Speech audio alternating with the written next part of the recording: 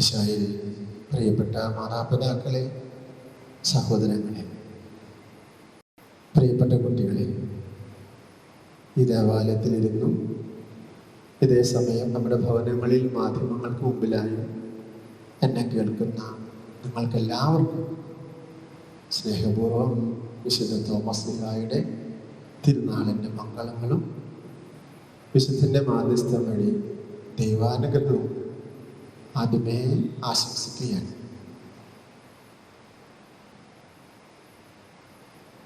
ഞാൻ ഈ അൾത്താരയിൽ നിൽക്കുമ്പോൾ വളരെ സമ്മിശ്രമായ വികാരങ്ങളുണ്ട് എനിക്ക്. ഒരു 25 കൊല്ലം മുമ്പ്, 26 അംഗത്തിന് മുമ്പ് ഇവിടെ കൊച്ചച്ഛനായിരുന്നതിൻ്റെ നല്ല ഓർമ്മകൾ, ആവേശമുള്ള തീക്ഷ്ണതയുള്ള ഒരു കാലത്തിൻ്റെ സന്തോഷമുള്ള ഓർമ്മകൾ എൻ്റെ ഉള്ളിലുണ്ട്. ആ ഒരു വലിയ ഒരു സന്തോഷത്തിലാണ് ഒരിക്കൽ കൂടെ ഈ അൾത്താരയിൽ ബലിയർപ്പിക്കാൻ ഒരവസരം കിട്ടുമ്പോൾ ഞാനിവിടെ നിൽക്കുന്നത്. വിശുദ്ധരുടെ തിരുനാളുകൾ ആചരിക്കാനും ആഘോഷിക്കാനും നമുക്കിഷ്ടമാണ്. തിരുസഭ ആ ഒരു ഇഷ്ടത്തെ വേണ്ട പോലെ പ്രോത്സാഹിപ്പിക്കുന്നുണ്ട്. തിരുസഭയ്ക്ക് അതിനൊരു കാരണമുണ്ട്, ഉദ്ദേശവും ലക്ഷ്യവുമുണ്ട്. അത് ഏതൊരു വിശുദ്ധന്റെ തിരുനാളാണോ ആഘോഷിക്കുന്നത്, ആ വിശുദ്ധനെ ആണ്ടുവട്ടത്തിൽ ഒരിക്കലെങ്കിലും കുറെ കൂടെ അടുത്തറിയാനും മനസ്സിലാക്കാനും സഭയുടെ മക്കൾക്ക് അത് അവസരമാകണം എന്നുള്ളതാണ്. ആ വിശിഷ്ട വ്യക്തിത്വത്തിൽ വിശേഷവിധിയായി തിളങ്ങി വിളങ്ങി പ്രശോഭിച്ചിരുന്ന ചില പുണ്യങ്ങളോ ചില നന്മകളോ അതുപോലുള്ള ചില പ്രത്യേകതകളോ ഈ തിരുനാൾ ആഘോഷത്തിലൂടെ അത് ആഘോഷിക്കുന്ന ദൈവജനം മനസ്സിലാക്കണം. അത് അവൻ്റെയും അവളുടെയും ജീവിതത്തിൽ പ്രാവർത്തികമാക്കണം എന്നുള്ളതാണ്. അങ്ങനെയെങ്കിൽ ഇന്ന് ഈ തിരുനാൾ ആഘോഷിക്കുമ്പോൾ ഈ തിരുനാളിന് കാരണഭൂതനായ വിശുദ്ധ തോമസ് ലീഹായെ പറ്റി അല്പം കൂടെ അറിയാനും മനസ്സിലാക്കാനുമുള്ള ഒരു ശ്രമമാണ്. ആ അറിവും മനസ്സിലാക്കിയതും ജീവിതത്തിൽ പ്രാവർത്തികമാക്കാനുള്ള ഒരു പരിശ്രമവും പ്രാർത്ഥനയുമാണ് നമുക്കുണ്ടാകേണ്ടത്. തോമസ് ലീഹായെ പറ്റി ഇപ്പം നമുക്ക് എന്താണ് കൂടുതലായി അറിയാനുള്ളത്? എല്ലാ വിശുദ്ധരെയും പറ്റിയും ആദ്യ കേൾവി നല്ലതാണ്. പക്ഷെ തോമസ് ലീഹായെ പറ്റിയുള്ള ആദ്യ കേൾവി നല്ലതല്ല. സംശയിക്കുന്ന തോമ എന്നാണ് ആദ്യ കേൾവി. അതങ്ങനെ നല്ല ഒരു കാര്യമല്ല. സംശയമുണ്ടായിരുന്ന തോമ. നമ്മുടെ നാട്ടിലൊരു ചൊല്ല് തന്നെ, അല്ലെങ്കിൽ ഒരു സംസാര ശൈലി തന്നെ രൂപപ്പെട്ടിട്ടുണ്ട്. ഏതെങ്കിലും കാര്യത്തിൽ അങ്ങനെ പറഞ്ഞിട്ട് വിശ്വസിക്കാണ്ട് വരുമ്പോൾ നമ്മൾ പറയും, അവൻ തോമസ് ലീഹയുടെ മോനാണ്, ഡൗട്ടിങ് തോമസ്, അവൻ തോമസ് ലീഹയുടെ മോനാന്ന് പറയും. അവന് കാര്യം പറഞ്ഞാൽ വിശ്വാസമില്ല. അപ്പൊ വിശ്വാസമില്ലാത്ത ഒരാളെ സൂചിപ്പിക്കാനാണ് നമ്മുടെ നാട്ടിൽ തോമസ് എന്ന് പറയുന്നത്. അപ്പൊ നമ്മൾ പ്രിയപ്പെട്ടതായി കരുതുന്ന തോമസ് ലീഹയെ പറ്റി അത്ര നല്ലതല്ലാത്തൊരു ചിന്തയാണ് ആദ്യ കേൾവിയിൽ വരുന്നത്. പക്ഷേ തോമസ് ലീഹ വിശ്വാസമില്ലാത്ത അല്ലെങ്കിൽ വിശ്വാസത്തിൽ സംശയമുള്ള ആളായിരുന്നു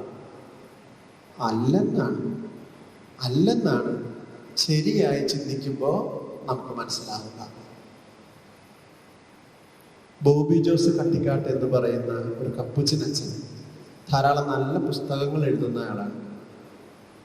ബോബി ജോസഫിന്റെ പുസ്തകത്തിൽ ഈ ഒരു കാര്യത്തെ അച്ഛൻ വിശദീകരിക്കുന്നത് ഇങ്ങനെയാണ്. നമ്മൾ ഒരു കുടുംബത്തെ ശ്രദ്ധിക്കുക. അപ്പനും അമ്മയും മുതിർന്ന മക്കളും അല്പപ്രായത്തിൽ 5-10 വയസ്സുള്ള മക്കളും കയ്യിൻ്റെ വിരല് പിടിച്ച് നടക്കാവുന്ന ഒരു കുഞ്ഞും കൂടെ നടന്നു പോകുന്നെന്ന് വിചാരിക്കുക. ആ കുഞ്ഞ് ചിലപ്പോൾ അവൻ നടക്കാൻ പ്രായമായി എന്നുള്ള ആ ഒരു ഉത്സാഹത്തിൽ അപ്പനോടോ അമ്മയോടോ പറയും, എന്നെ എടുക്കണ്ട, ഞാൻ നടന്നുകൊള്ളാം. അതവന് വലിയ അഭിമാനവും സന്തോഷവുമാണ്. മുതിർന്നവർ പറയും, വേണ്ട, കാല് പൊള്ളും, വേണ്ട, തട്ടി വീഴും എന്നൊക്കെ പറഞ്ഞാലും അവൻ സമ്മതിക്കില്ല. ഞാൻ നടക്കാറായി എന്ന രീതിയിൽ അവൻ അങ്ങനെ നിർബന്ധം പറയും. സ്വാഭാവികമായും കുഞ്ഞിൻ്റെ ആ ഒരു ആവശ്യത്തെ മാതാപിതാക്കളോ മുതിർന്ന സഹോദരങ്ങളോ അനുവദിക്കും. അവരൊരുമിച്ച് നടക്കും, പെരുന്നാളിന് വന്നിട്ടോ മറ്റു കാര്യങ്ങളോ. ഈ നടക്കുന്ന കൂട്ടത്തിൽ എപ്പോഴും കുഞ്ഞിന് ചിലപ്പോൾ ശ്രദ്ധിക്കാൻ പറ്റിയെന്ന് വരില്ല. അല്പം ഒന്ന് ശ്രദ്ധ മാറുന്ന സമയത്ത് ആരും പ്രതീക്ഷിക്കാതെ ഇവൻ ചിലപ്പോൾ ഒന്ന് തട്ടി വീഴും. തട്ടി വീണാൽ നമുക്കറിയാം, ലോകത്തിലെ സകല പിള്ളേർക്കും ഒരേ സ്വഭാവമാണ്. അവിടെ കിടന്ന് കാറും, ചുരുങ്ങിക്കരയും. വീണവിടുന്ന് എഴുന്നേക്കാനല്ല, അവിടെ കിടന്ന് കരയാനാണ് ശ്രമിക്കുക. ഈ കുഞ്ഞ് വീഴുന്നത് ആദ്യം കാണുന്നയാൾ മിക്കവാറും അത് അമ്മയാവും കാണുക. അമ്മ അല്ലെങ്കിൽ അടുത്ത് നിൽക്കുന്ന ആൾ ഓടിച്ചെന്ന് അവനെ എടുക്കും. ഞാൻ ഇവിടെ കിടന്ന് കാറിയാൽ എൻ്റെ അപ്പനോ അമ്മയോ എൻ്റെ കുടുംബത്തിലുള്ള ആരെങ്കിലുമോ എന്നെ വന്ന് എടുക്കും എന്ന് ഉറപ്പുള്ളത് കൊണ്ടാണ് ആ കുട്ടി അവിടെ കിടന്ന് കാറുന്നത്, കരയുന്നത്. അവന് ഉറപ്പുള്ളത് കൊണ്ടാണ്. ബോബി ജോസച്ചൻ പറയുകയാണ്, നിങ്ങൾ നാടോടി സ്ത്രീകൾ നടക്കുമ്പോൾ ഒന്ന് ശ്രദ്ധിക്കുക. 3-4 നാടോടി സ്ത്രീകൾ നടക്കുന്നു. അവരുടെ ഓരോരുത്തരുടെയും കയ്യിൽ 1, 2, 3 കുട്ടികളുണ്ട്. ആ സംഘം അങ്ങനെ നടക്കുന്ന സമയത്ത് ഏതെങ്കിലും ഒരു കുട്ടി ഈ പറഞ്ഞതുപോലെ ഒന്ന് തട്ടി വീണാൽ മിക്കവാറും ആ വീണ കുട്ടി അവിടെ കിടന്ന് കരയില്ല. വീണതേ അവൻ ചാടി എഴുന്നേക്കും. ഒരു പക്ഷേ അപൂർവമായിട്ടെങ്കിലും അവിടെ വീണവൻ ഒന്ന് കിടന്ന് കരയാൻ ശ്രമിച്ചാൽ അവൻ കരയുന്നത് തല താഴ്ത്തിയിട്ടായിരിക്കില്ല. അവനവിടെ കിടന്ന് തല പൊക്കിയിട്ട് അമ്മമാരെവിടേക്കാണ് പോകുന്നത് നോക്കിയിട്ട് കരയും. 1 മിനിറ്റ് ഒന്ന് കരഞ്ഞിട്ട് ആരും എടുക്കാൻ വരില്ല, അവൻ എഴുന്നേറ്റ് ഓടും, അമ്മ വിട്ടുപോകരുത് എന്ന രീതിയിൽ. കാരണം അവന് ഒരു ഉറപ്പുമില്ല, അമ്മ വരും, അവനെ എടുക്കും, അവൻ ആശ്വസിപ്പിക്കുമെന്ന് ഒരു ഉറപ്പുമില്ലാത്തത് കൊണ്ട് അവൻ അവിടെ കിടക്കില്ല, കാറില്ല. അഥവാ കാറിയാലും അമ്മ വരില്ല. അവൻ അവിടുന്ന് തനിയെ എഴുന്നേറ്റ് ഓടി ദൂരത്തേക്ക് പോണേക്കാൾ മുമ്പ് അമ്മമാരുടെ കൂട്ടത്തിലേക്ക് ചെല്ലും. ഈ 2 ചിത്രങ്ങൾ വാക്കുകൊണ്ട് വരച്ചു വെച്ചിട്ട് ബോബിയച്ചൻ പറയുകയാണ്,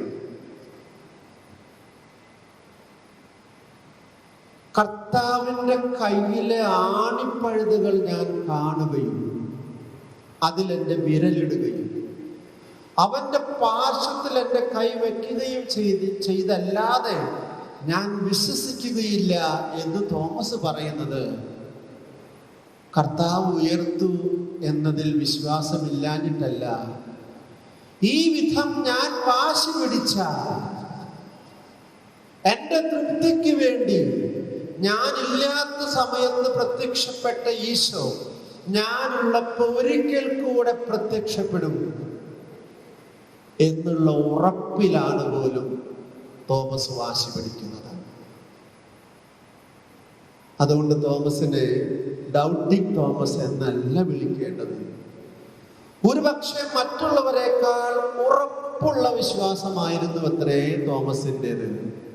ഞാൻ വാശി പിടിച്ച് കരഞ്ഞാൽ എൻ്റെ അമ്മ വന്ന് എന്നെ എടുക്കുമെന്ന് ഒരു കുട്ടിക്ക് ഉറപ്പുള്ളപ്പോൾ അവൻ കരയുന്നത് പോലെ, അല്ലാതെ ഞാൻ വിശ്വസിക്കുകയില്ല എന്ന് വാശി പിടിച്ചാൽ എൻ്റെ വാശി, എന്നെ അത്രമേൽ സ്നേഹിക്കുന്ന ദൈവം ആ വാശി സമ്മതിക്കും, ഒരിക്കൽ കൂടെ പ്രത്യക്ഷപ്പെടും, എനിക്കും അത് കണ്ട് സംതൃപ്തിപ്പെടാൻ സാധിക്കും എന്നുള്ള ഉറപ്പാണ് പോലും തോമസിനെ ഈ വിധം വാശിക്കാരനാക്കിയ മാറ്റിയത്.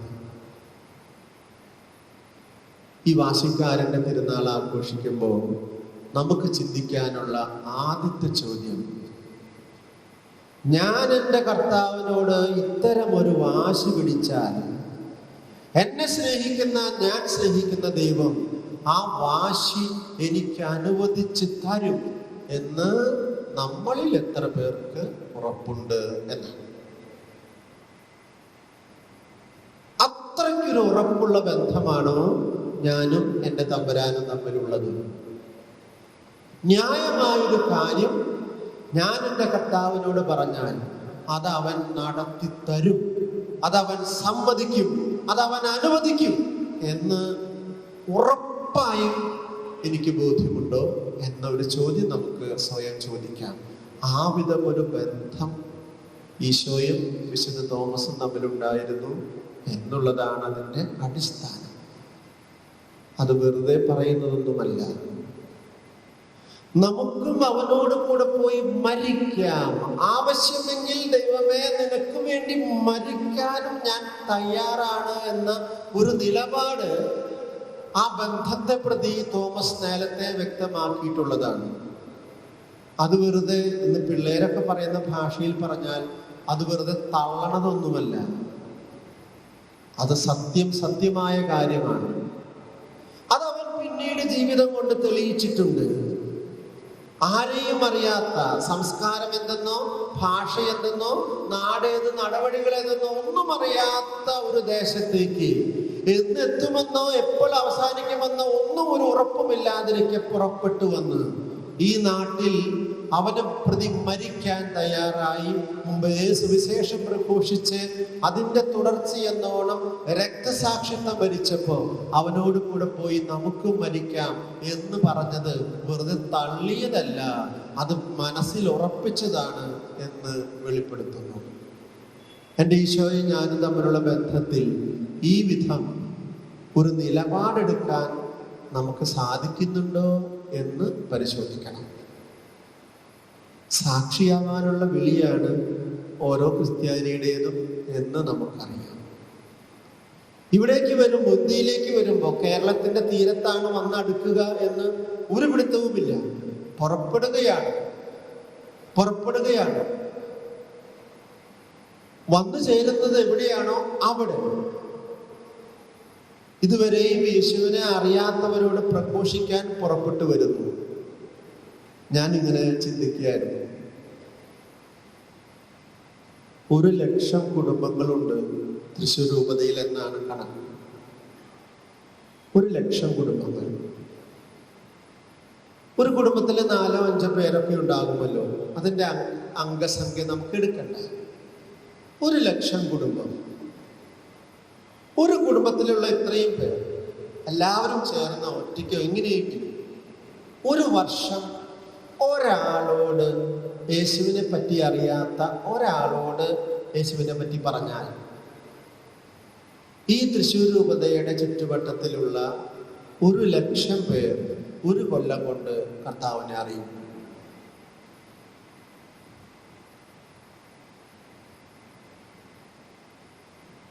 ആദ്യ നൂറ്റാണ്ടിൽ യേശുവിലുള്ള വിശ്വാസം സ്വീകരിച്ചവരാണ് നമ്മൾ.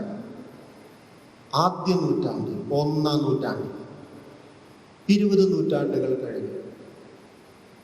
ഒരു കൊല്ലത്തിൽ ഒരാളോട് ഒരു കുടുംബം സുവിശേഷം പ്രഘോഷിച്ചാൽ ക്രിസ്തുവിനെ അറിയാത്ത 1,00,000 പേര് ഒരു കൊല്ലം സുവിശേഷം മനസ്സിലാക്കും.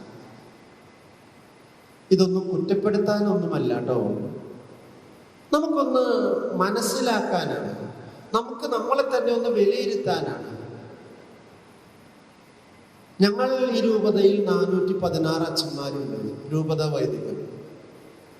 ഞങ്ങൾ ഒരു കൊല്ലം അക്രൈസ്തവരായ ഒരാളോട് സുവിശേഷം പറഞ്ഞാൽ ഓരോ കൊല്ലവും 400-ലധികം പേരെ സുവിശേഷം അറിയിക്കാം. അത്ര തന്നെ സന്യാസ വൈദികരുണ്ട്. ഏതാണ്ട് 4000-ഓളം സന്യാസിനിമാരുണ്ട്.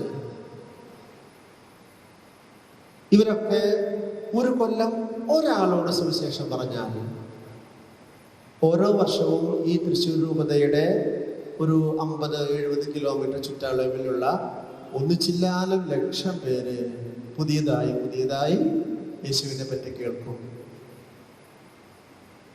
നമുക്ക് അത്രയ്ക്കൊന്നും സാധിക്കുന്നില്ല എന്നറിയാം. എന്തുകൊണ്ടാണ്? ഞാൻ എളിമയോടുകൂടെ ഏറ്റു പറയുകയാണ്, ഇത് കുറ്റപ്പെടുത്താനല്ല, ഒരു ആത്മപരിശോധനയ്ക്കാണ്. യേശുവിനെ പറ്റി സാക്ഷ്യപ്പെടുത്തണം എന്നുള്ളത് ഈശോ തന്നെ ആവശ്യപ്പെടുന്ന കാര്യമാണ്. അത് നമ്മൾ ചെയ്യുന്നില്ല. പക്ഷേ ആവശ്യപ്പെടാതെ പല കാര്യങ്ങളും നമ്മൾ സാക്ഷ്യപ്പെടുത്തുന്നുണ്ട് എന്നുള്ളത് അറിയുമ്പോഴാണ് ഇക്കാര്യത്തിൽ നമ്മൾ എത്ര നിസ്സംഗരാണ്, ഇക്കാര്യത്തിൽ നമുക്ക് പറ്റുന്ന പരാജയം എത്ര വലുതാണ് എന്ന് മനസ്സിലാവുക. നിങ്ങളൊന്ന് ആലോചിച്ച് നോക്കുക. ആവശ്യപ്പെടാതെ ഞാൻ എത്രയേറെ പേർക്ക് സാക്ഷ്യം നൽകുന്നു. അമ്മമാരോ മുതിർന്നവരോ ഒരു തുണിക്കടയിൽ പോയി എന്ന് വിചാരിക്കുക. നിങ്ങൾ ആഗ്രഹിക്കുന്ന തരത്തിലുള്ള ഒരു സെലക്ഷൻ അവിടെ നിന്ന് കിട്ടി. ഒരുപാട് വലിയ തുകയൊന്നും കൊടുക്കേണ്ടി വന്നില്ല. നിങ്ങൾ എന്ത് ചെയ്യും?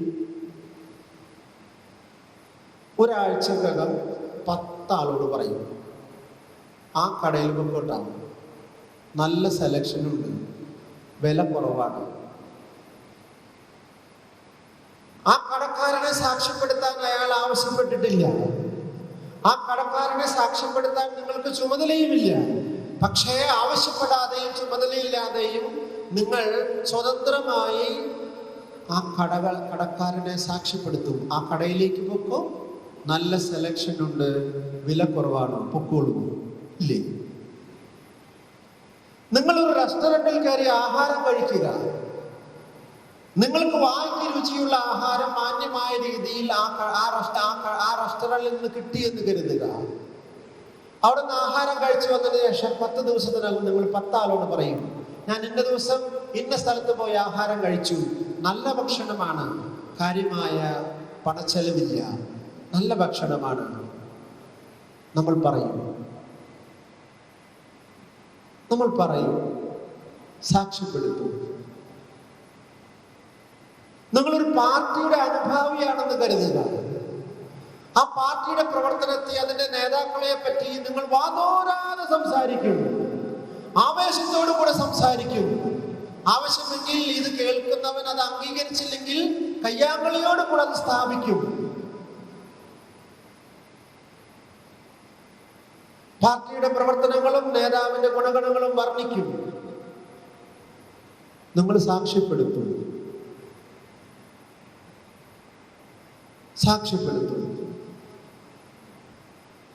നിങ്ങളൊരു സിനിമ കണ്ടെന്ന് കരുതുക. ആ സിനിമ കണ്ടു വന്നാൽ 24 മണിക്കൂറിന് മുമ്പ് 25 ആളോട് പറയും. അതിലെ നടീനടന്മാരുടെ നന്മ, ഗുണം, മേന്മ, കഴിവ് ഇതൊക്കെ പ്രകടിപ്പിച്ചുകൊണ്ടിരിക്കും. സാക്ഷ്യപ്പെടുത്തും. അയാളെ പല വിധത്തിൽ ഒരു പക്ഷെ അനുകരിക്കാൻ ശ്രമിക്കും.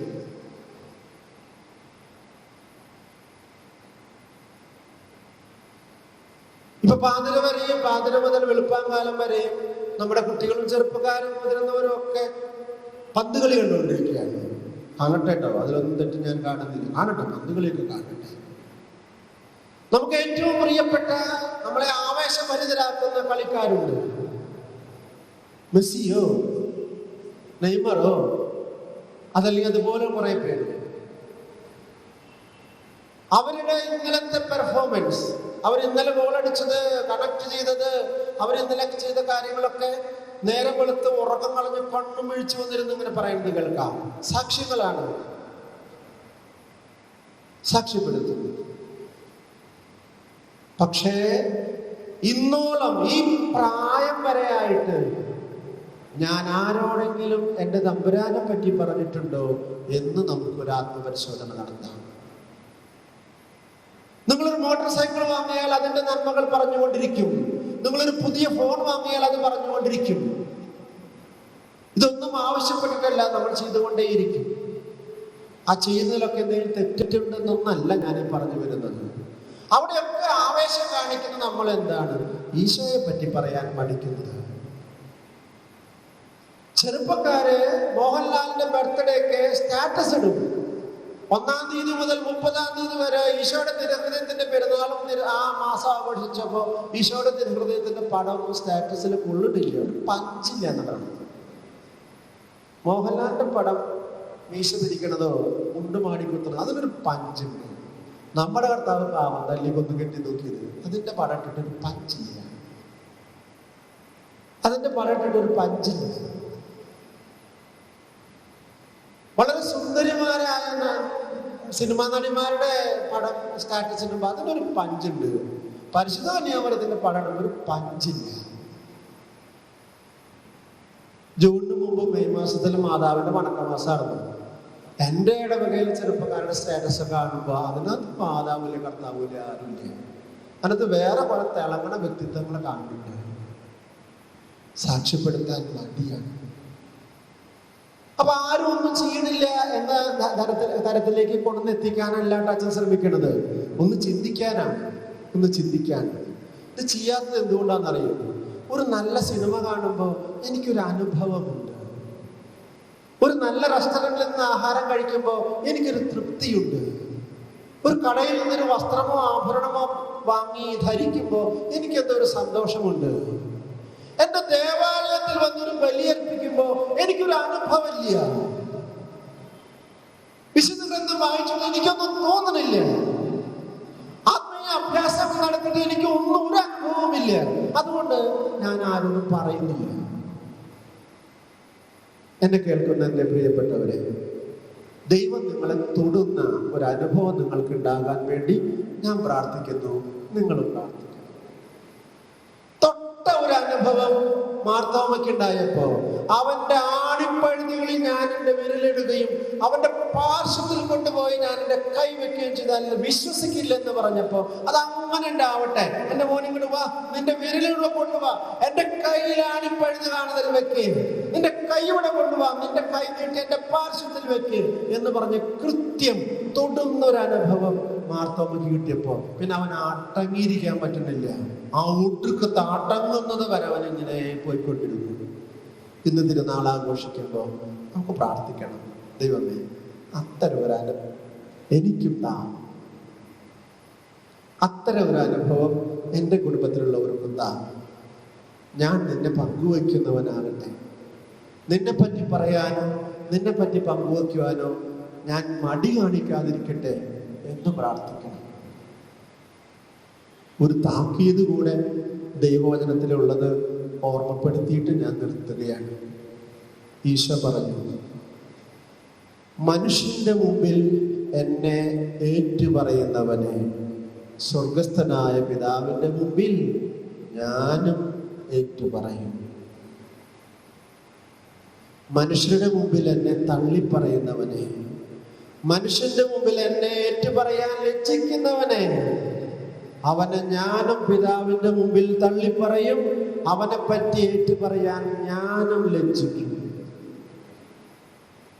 ഈശോയുടെ മുന്നറിയിപ്പാണ്. അതുകൊണ്ട് അഭിമാനത്തോടെ, സന്തോഷത്തോടെ, ആവേശത്തോടെ, തീക്ഷ്ണതയോടെ ഞാൻ വിശ്വസിക്കുന്ന എൻ്റെ തമ്പുരാനെ പറ്റി ഒരാളോടെങ്കിലും ഞാനും പറയും. പറച്ചിൽ അല്ലെങ്കിൽ സാക്ഷ്യപ്പെടുത്തൽ വാക്കുകൊണ്ടോ പ്രവൃത്തി കൊണ്ടോ ആവാം. വാക്കുകൊണ്ടോ പ്രവൃത്തി കൊണ്ടോ ആകാം. ഞാൻ വിശ്വസിക്കുന്ന എൻ്റെ ദൈവത്തെ അറിയാത്ത ഒരാളുടെ മുമ്പിൽ വാക്കാലോ പ്രവൃത്തിയാലോ ഒരു കൊല്ലത്തിൽ ഒരാളോടെങ്കിലും ഞാൻ ആളുടെ മുമ്പിലെങ്കിലും ഞാൻ സാക്ഷ്യപ്പെടുത്തുമെന്ന നല്ല തീരുമാനമെടുക്കാം. അത്തരം ചില ആളുകളൊക്കെ നമ്മുടെ ഓരോ ഇടവകയിലുണ്ട് കേട്ടോ. മടിയില്ലാതെ ജീവിതം കൊണ്ട് പ്രഘോഷിക്കുന്നവര്, ഒരുപക്ഷെ പരിഹസിക്കപ്പെട്ടാൽ പോലും വാക്കുകൊണ്ട് പ്രഘോഷിക്കുന്നവര് നമ്മുടെ ഓരോ ഇടവകയിലുമുണ്ട്. മറ്റത്തിലും ഉണ്ടാകുമെന്ന് ഞാൻ കരുതുന്നു. ഞാൻ പറപ്പൂരാണ്. പറപ്പൂരുണ്ടാകുന്ന ചില മനുഷ്യര് കുറവേ ഉള്ളൂ. അങ്ങനെ ചില മനുഷ്യരുണ്ട്. അതിൽ ചെറുപ്പക്കാരുമുണ്ട്, വലുപ്പക്കാരുമുണ്ട്. അപ്പൊ ആ കുറച്ചു പേർക്കൊക്കെ പറ്റുമെങ്കിൽ എനിക്ക് എന്തുകൊണ്ടായിക്കൂടാ എന്ന് കൂടെ ചിന്തിക്കാൻ, നല്ല തീരുമാനമെടുക്കാനും ഈ തിരുനാൾ കാരണമാകട്ടെ. വാശിക്കാരൻ്റെ വാശി അനുവദിച്ചു കൊടുക്കുന്ന കർത്താവിനോട് നമുക്കും വാശി പിടിക്കാം. ദൈവമേ, ഈ ഒരു നന്മ എനിക്കും എൻ്റെ കുടുംബത്തിനും ഉണ്ടാകാൻ അങ്ങ് ഞങ്ങളെ സഹായിക്കണമേ എന്ന് പ്രാർത്ഥിക്കണം. അതിനെ മാർത്തോമായുടെ മാധ്യസ്ഥം നമുക്ക് അപേക്ഷിക്കുകയും ചെയ്യാം. ദൈവം നമ്മളെ അനുഗ്രഹിക്കട്ടെ.